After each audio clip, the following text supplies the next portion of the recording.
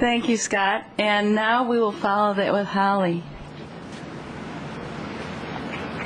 Thank you.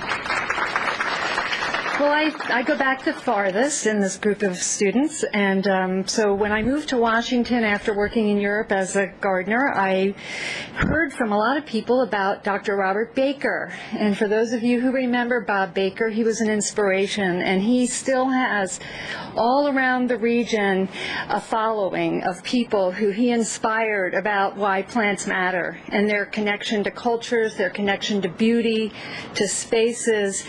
And he was a great inspiration, and that was why I decided to come here for graduate school. And unfortunately, he passed away, but I was very lucky then to be joined together with Dr. Leo Lesota, who is here today. Could you raise your hand? Thank you. He's my great inspiration.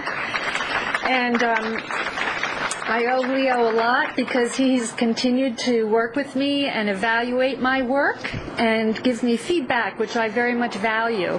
And he's a great talent, and he carries on my Maryland education. And I want to briefly tell you what I thought about in learning that the University of Maryland campus is becoming an arboretum and botanical garden.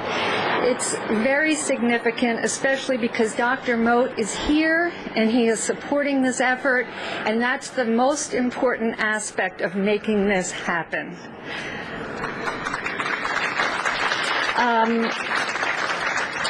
Outdoor spaces and plants don't always get the value they deserve.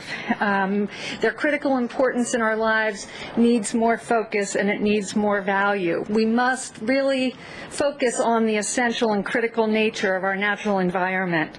For the students, I'm so glad you're here, for their families, for the visitors, for the faculty.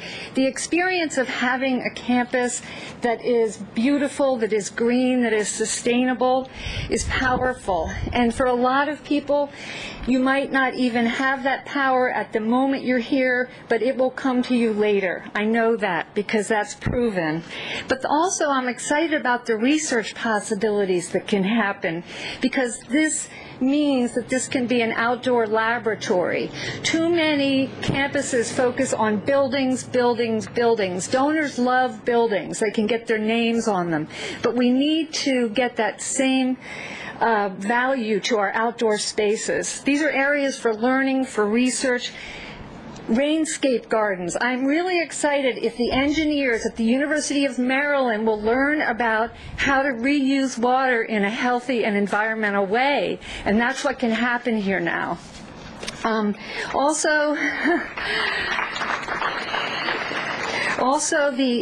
to put emphasis on study and research on the effect that being outdoors has on our brains.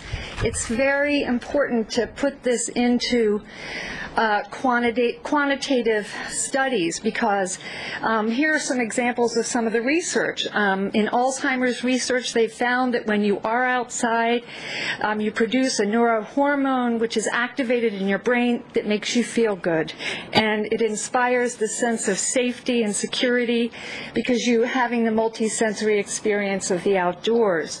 Swedish researchers have found that contact with nature can reverse stress-related illnesses. We know, if you students, you need to note this one too. If you spend an hour outside interacting with nature, you will improve your attention span and your memory performance 20%.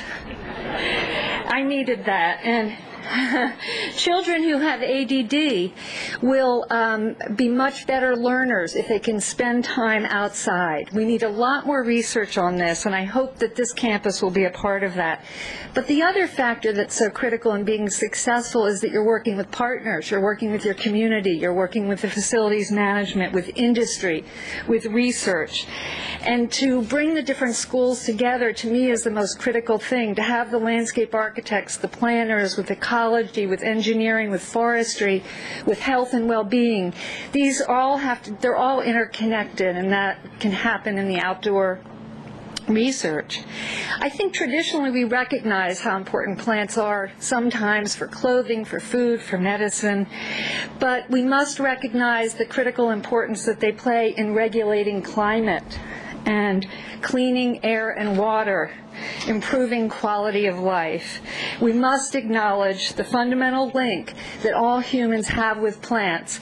And I'd like to close with this thought: plants are not optional.